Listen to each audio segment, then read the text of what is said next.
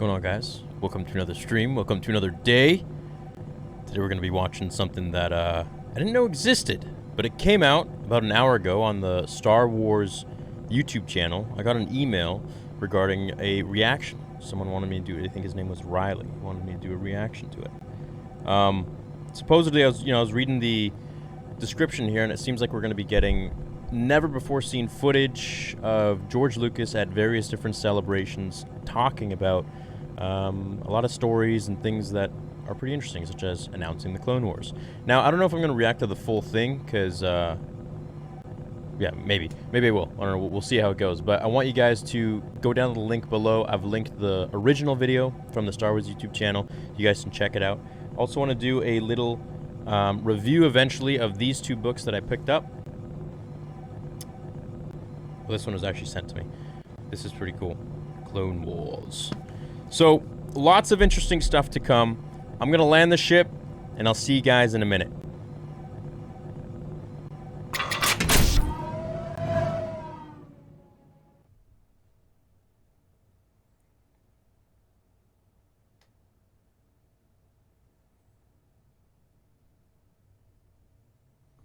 All right. We've landed. We've landed, ladies and gentlemen. All right, let's give this a little watch here. It's my first time going through. How y'all doing? Hope you're doing well. Everyone's having a good day so far. Let's roll. Nation's greatest celebration debuts and much, much more. Now, from the safety of their own homes, here's Andy Gutierrez and Anthony Carponi. Hello and welcome to the Star Wars show, Star Wars Celebration.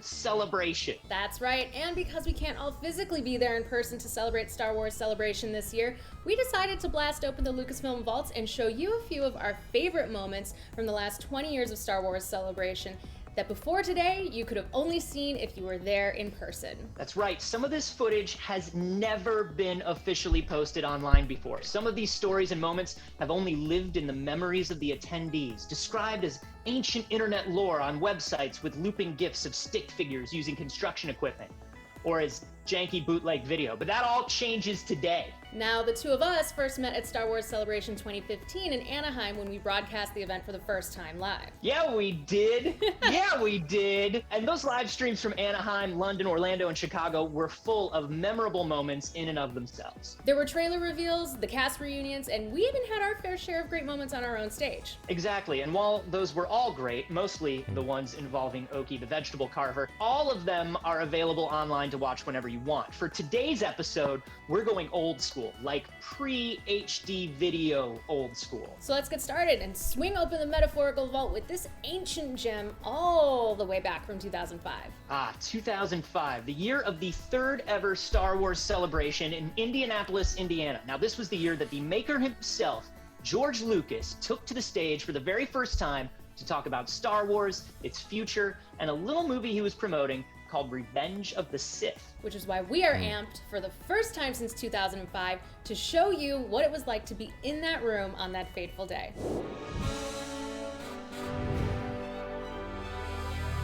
Ladies and gentlemen, Mr. George Lucas.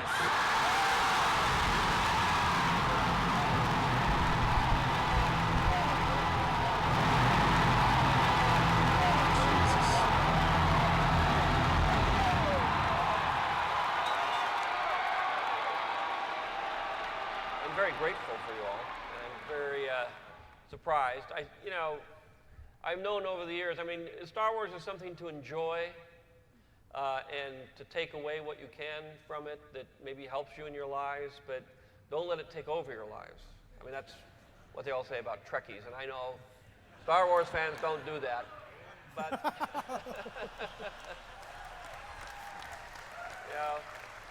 the point of the movie is to get on with your lives. To take that challenge, to leave your uncle's moisture farm, to go out into the world and change it and save the universe. I'm wondering why you did like the episodes in 4, 5, 6, and then 1, 2, 3. Well, originally it was meant to be one movie. And I wanted to start in the middle. It was going to be a Saturday matinee serial. You never saw the first 3 episodes. You never saw what happened afterwards. And it was purely episode 4. I wanted to start in the middle. I didn't want to deal with, all the backstory and stuff.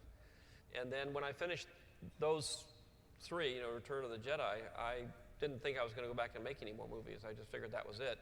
And then later on, when the technology came along, and I could see what I was doing in terms of, I was stuck being George Star Wars Lucas, and I kind of came to grips with that. I said, well, maybe I'll go back and do the backstory. And I was insisting that we tell the story. I know a lot of fans wanted to see Darth Vader going around killing people in the first episode. But I said, no, it's a story about a 10-year-old boy, and everybody said, ooh, that's going to destroy everything. I see more American graffiti coming down the road here. And so I'm very happy that I'm finally finished and that you can see them all in one piece, because now I think it'll all be a different movie for you. My dads keep telling me that the stormtroopers are the good guys. Are they really?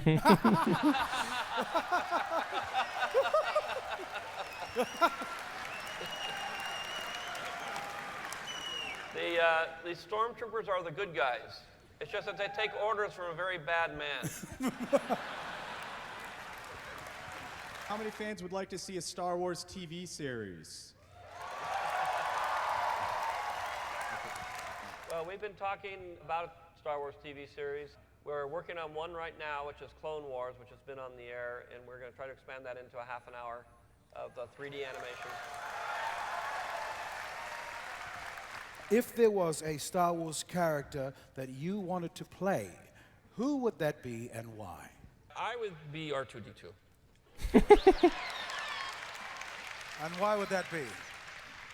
Well, because he gets to have all the fun, and he's the character that's got the biggest sense of humor. R2-D2 is the hero. He is the one that gets them out of the mess. Every time they get into a mess, R2-D2 is the one that gets them out of it. And he doesn't need any special powers. He's already the most powerful person on the screen there. What color would your lightsaber be? I have 2 lightsabers. I have a red one and a blue one. And, it's, I'm like Grievous. I sort of collect them, and then depending on how I feel that morning, I pick the one I need.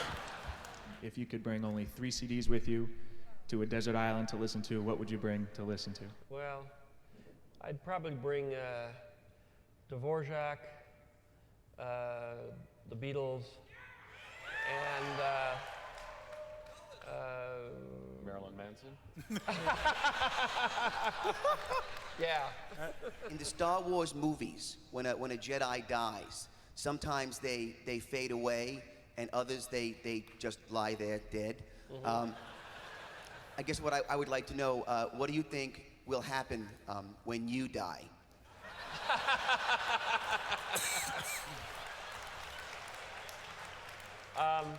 I'm not sure, but I have a feeling I'm just going to lay there dead. It takes a great deal of study, on the contemplation and study, and you have to know certain people on the other side in order to make that part happen.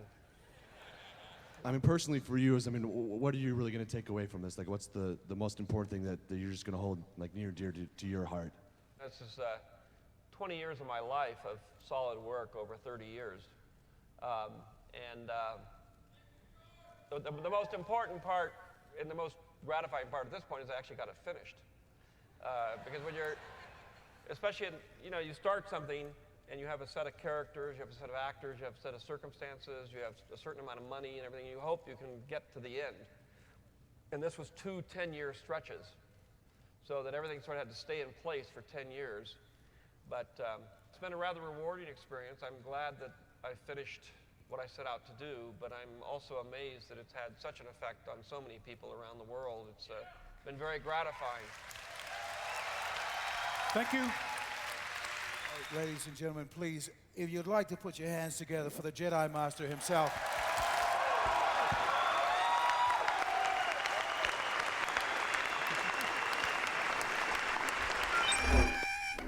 Now that was awesome. Right? I love that he just casually drops in typical George Lucas style. Everything. It was right before episode 3 came out. literally about, I'd say, a month and a half. And I was sitting at Nickelodeon working at the time on a series called Avatar with my buddy Giancarlo, and yeah, he was joking with me, what would it take to get me off this show? We love it so much, our friends created it. And I said, yeah, well, if George Lucas called me and offered me a job, I'd go do that. Literally. And 2 weeks later, I get this call from this lady, I don't know, Catherine Winder, no offense. And she's like, I'm from Lucasfilm, and we're gonna do a new Clone Wars series. And I was like, Okay, so you walk in. What was your first meeting with George Lucas? Imagine that. yeah, that was really weird. That was kind of my goal at the time, was just to meet him. So I did get to meet him, and yeah, I was in the green room next to his office, and it's an office we've all seen in documentaries or DVD extras. Next thing I know, I'm in there, and my first thought was, you know, wow, there he is. There's the guy, you know. So we move over to a table in his office in the little cupola window area and sit down, and I have my portfolio there, you know, and then you're thinking, wow, this ain't gonna go so well. And he, you know, looks through it like this, literally. Then he puts the book aside and he starts talking about Jedi Knights and his perception of Jedi Knights and how he thinks they are and how they act and what he thinks the differences are in perception. And I mean, you can't pay for something like that. I mean, he's telling me about this, and I'm like, oh, really? Okay. And we keep talking about that, and, you know, you don't really interject because, you know, he's telling you about Star Wars. You're like, wow, this is great. I'm going to go home and tell my friends. And then he said, well, thank you very much. Nice to meet you. I shook his hand. He says, nice to meet you. And then I left the room, and I thought, wow, I'm done. Now episode 3's coming out. This will be great. And then she came out and said he likes you. You have the job. That just right then and there? Yeah. And I, how did you react? What did you do? What did you say? Were you cool, or did you jump around like a little... Well, my first thought was, well, you don't tell George no. A lot. So I was taking the job, but, you know, my wife is from Glendale, California, and she was going to have to move then, and, you know, luckily she was very understanding and gave up a whole lot so I could do this job, so I'm very thankful for her as well.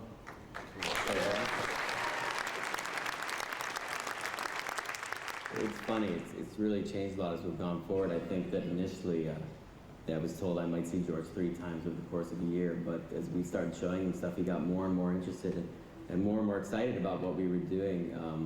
One of the early things that happened to Henry Gilroy and I was we sat at a table with George, and he said, okay, I'm going to teach you guys how to make Star Wars now. And that's no pressure. Really nice. Dave, no pressure. But it's good. I mean, it's good. George's involvement is the best thing about it because, you know, we all love Star Wars. We all want to make Star Wars. But at the end of the day, when you watch Matthew Wood, Star Wars, you see these voice movies, of there's Grievous. something about them that's inherently different.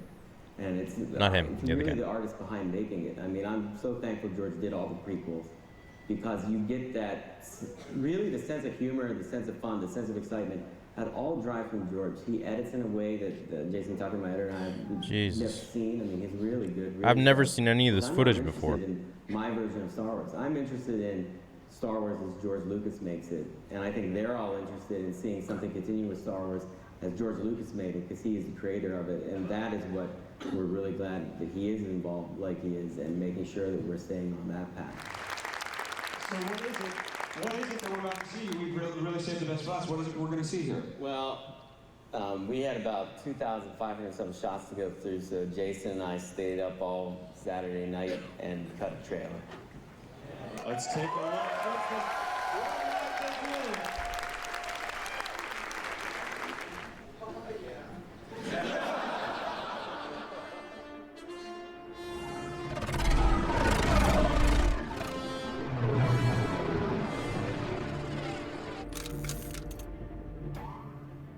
In this war, a step ahead of us, Dooku always seems. Here they come!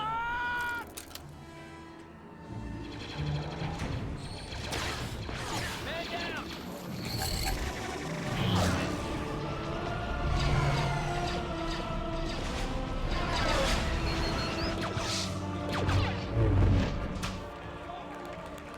They're right on top of us.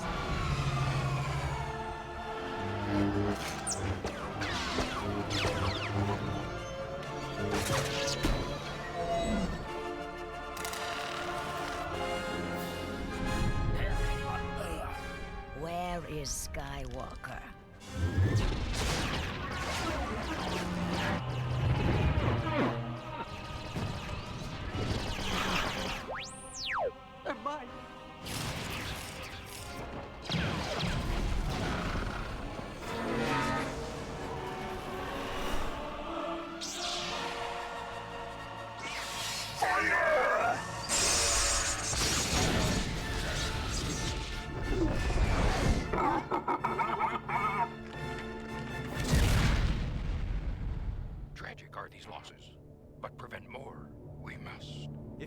coordinates are to? Let's go. You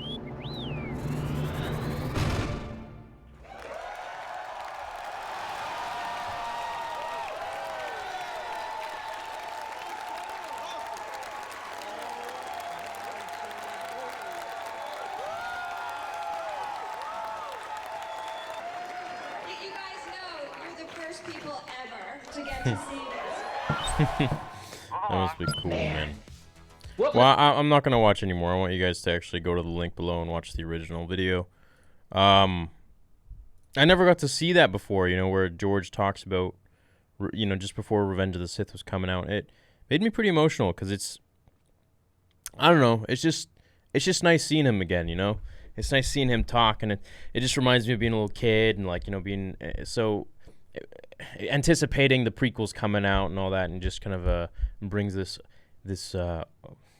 well of emotion. It's quite nice. So I've linked it down below. I want you guys to go check it out on the Star Wars YouTube channel, and as they were the ones to post it.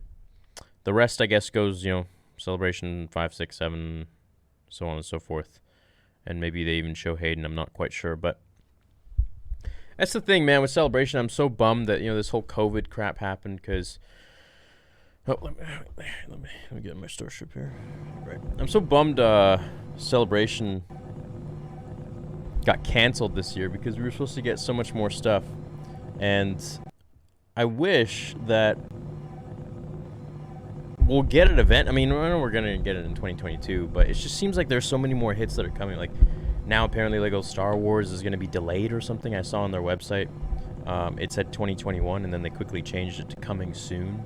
And it's like, man, just everything. Like, I know a lot of you aren't Cobra Kai fans, but Cobra Kai Season 3 got delayed to 2021 as well. And it's like, everything's just getting pushed back now because of this pandemic. It's just so annoying. It's just so terrible. People are dying. It's just like, and then now my Star Wars Celebration's gone. It's like, but today I did get the email, or not the email, I got the notification that Star Wars posted the 40th anniversary for all their merch and stuff is going to go on sale on Friday, which is pretty cool. It's going to be like limited edition, and it's going to be open to the public, I think, on the 31st as well, I believe. So that's cool, at least. Anyways, just got kind of depressed now because, I don't know, I just want to see more George. I want to see more of his involvement with Star Wars, and I just know it'll never be like that. But I hope, you know, the people who carry on the baton, such as Dave Filoni and everyone else at Lucasfilm, are hopefully going to be doing that. And I can't wait to see, you know, the further future projects that they have in store for us, and just so I can be a Star Wars fan, you know. What are you guys saying? The opening was kick-ass. Oh, thanks, Tony. There's more to come. Yeah, that's just a little. This is a little taste test. Kai, thank you. Do you think Moff Gideon was Snoke's other student? Oh, that's kind of cool. I never thought of that. I don't think so, because the time gap is too huge. Moff Gideon's already kind of like he's middle-aged, and then Snoke's, well, I guess, but Snoke was a clone of Palpatine, so it's like, I don't know, it's all over the place. Hey man, I missed the gaming channel streams. Oh, well, we did a few last night. I hope they and everyone are doing well. Working on the wind turbines takes up time. Tschüss, mein Bruder. Dankeschön, Thunderkajit. Thanks so much, buddy. Have a great day. Guys, I'm gonna leave you. Love you all. Go watch the full video, which I've linked down below, and I will see you in the next video. Until then, remember, the Force will be with you always.